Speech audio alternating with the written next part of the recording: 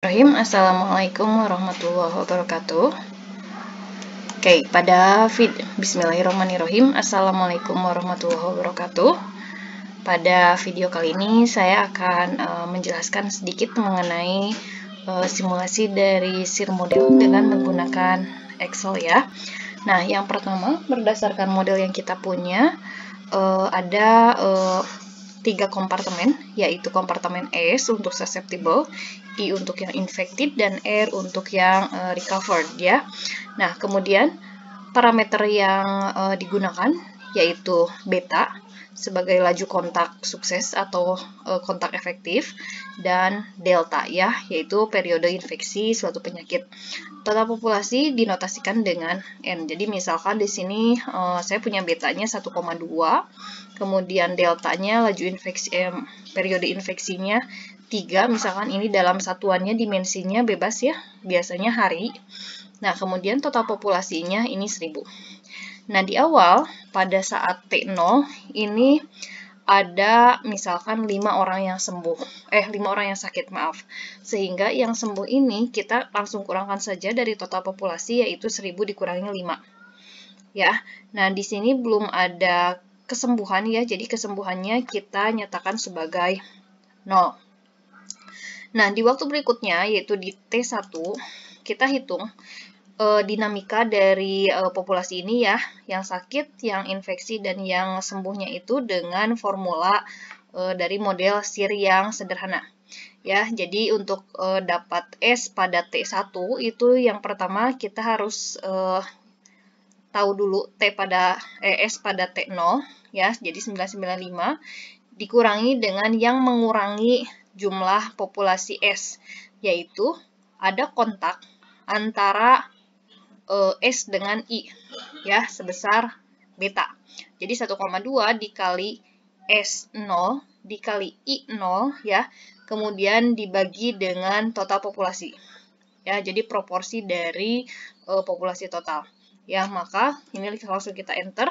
Kemudian yang I ini dia tadi menambah ya, yang asalnya 5, misalkan ini kita tambah dari yang tadi. Jadi si laju interaksi ini 1,2 dikali S0 dikali I0 ya dibagi N itu menambah populasi I ya. Jadi sini lambangnya tambah, kemudian dia ditambah juga kan dengan I pada saat I0 yaitu di C8.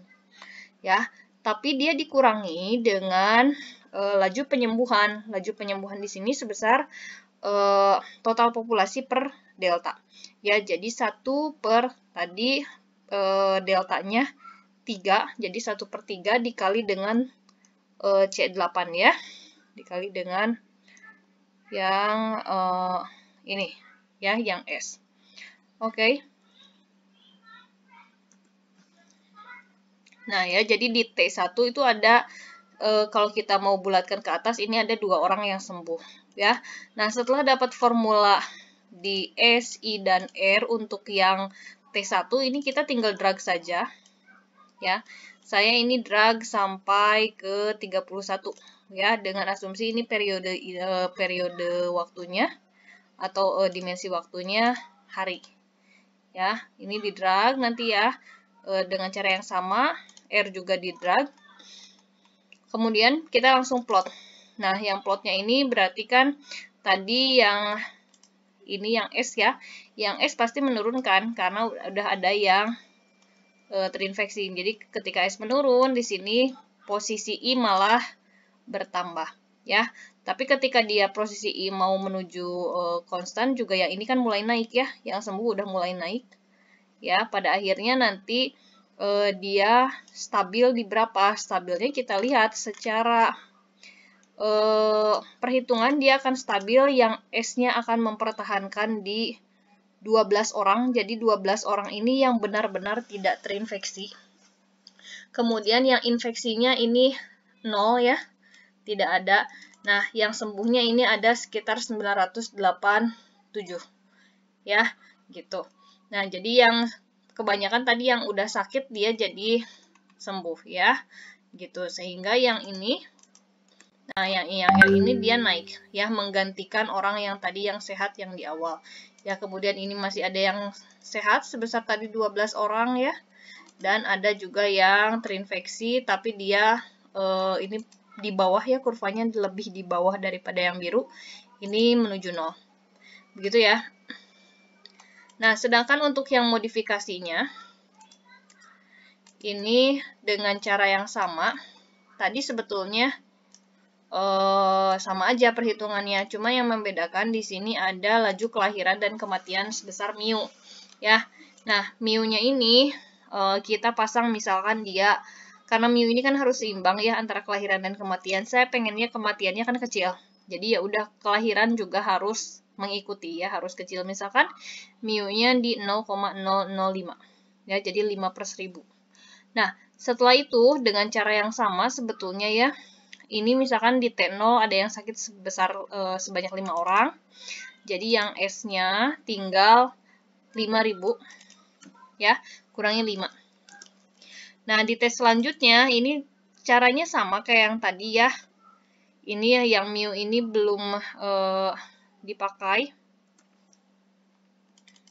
Nah, disinilah baru ya. Yang ini dia kan ada mu. Ya. Oke, ini formulanya boleh dilihat ya. Nah, lalu kita plot ya. Plotnya seperti ini ya, tidak jauh berbeda dengan yang tadi, cuman saya ini formulanya memasukkan mu. Nah, dan yang ketiga ini ada fit data ya. Nah, kalau fit data ini hubungannya dengan data asli ya. Jadi yang model itu kan perannya hanya memprediksi ya, berperan memprediksi kondisi di lapangan. Nah, padahal di lapangan kita punya data yang asli ya. Nah, misalkan di sini saya pakai model yang sederhana aja ya, hanya ada beta, delta, dan n gitu ya, tidak ada mu. Nah, di sini waktunya saya agak panjang di sini ya, sampai T92. Kemudian kalau dibuat tanggal, ini dari tanggal misalkan 19 Juni sampai 19 September.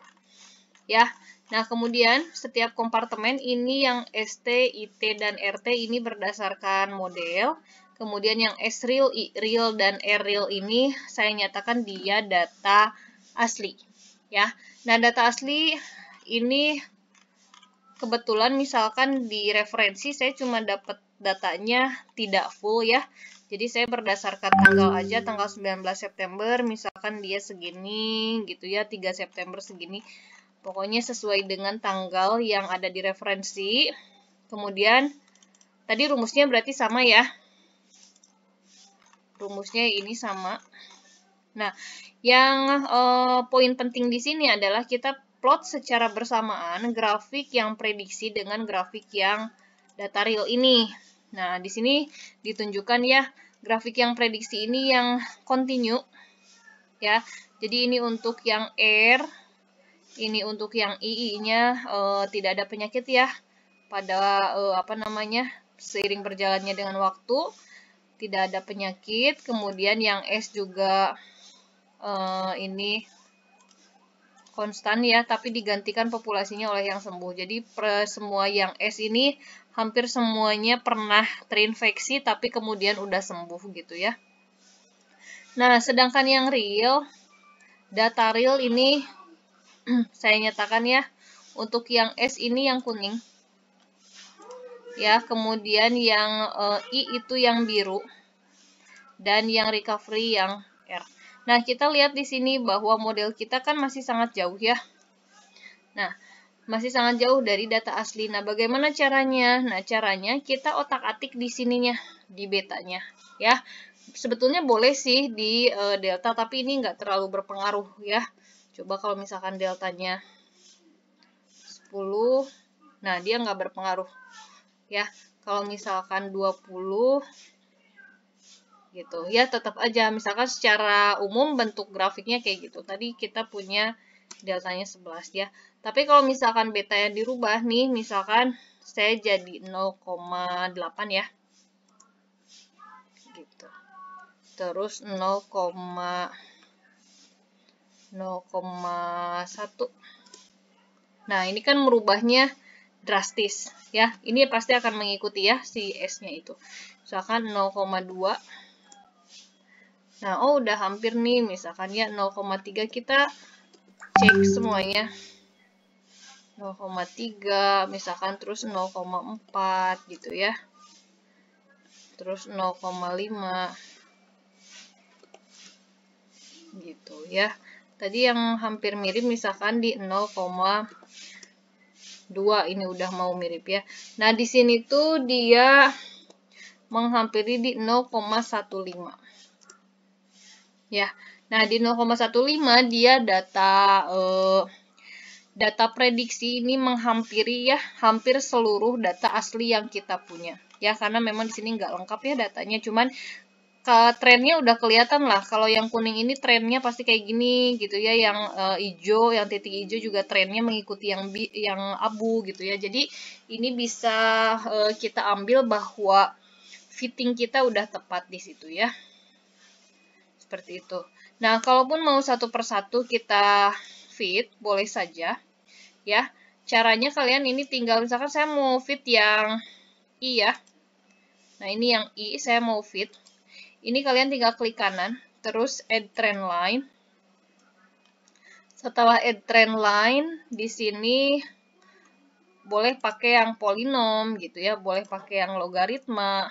Kalau misalkan pakai yang logaritma, misalkan yang ini. Maaf, tadi mana? Nah, ini ya, yang logaritma, terus saya mau tampilkan ininya. Oke, dia tuh, ini fungsinya kelihatan ya. Fungsinya Y sama dengan 2,914 ln X ditambah 9,1499 gitu ya. Jadi tinggal ini, tapi ini untuk yang hanya bisa satu persatu ya. Misalkan yang ini saya mau di fit juga, misalkannya satu persatu, berarti yang biru ini grafik S, misalkan saya mau dengan polinom. Oke, polinom pangkat 2 misalkan ya. Nah, ini yang titik-titik kecil, ini polinom pangkat 2. Terus berapa sih nilai ininya? Nah, ini misalkan di Y sama dengan ini ya. Dan yang B, yang abu-abu, yang R, misalkan saya mau di fit juga. Ya. Tapi itu hanya berlaku satu persatu. Saya mau fit misalkan dia pakai polinom order 2 di fit. Nah, ini kayak gini. Ya, nah itu cara fitting, jadi boleh hanya merubah yang ini ya, beta, boleh juga satu persatu ya. Tapi saya sarankan supaya sekaligus fitnya, kalau ini kan berarti kita punya 3 fungsi yang berbeda ya. Agak kurang bagus gitu untuk fitting model secara keseluruhan ya. Kecuali kalau kita mau fokus fitting hanya satu kompartemen saja ya. Jadi yang tadi saran saya ini fitnya langsung saja ke model ya dengan merubah nilai beta. Gitu ya. Nah, untuk video simulasi mungkin cukup ya. Nanti kita bisa berdiskusi lagi jika ada yang tidak jelas ya. Terima kasih sudah menyimak. Assalamualaikum warahmatullahi wabarakatuh.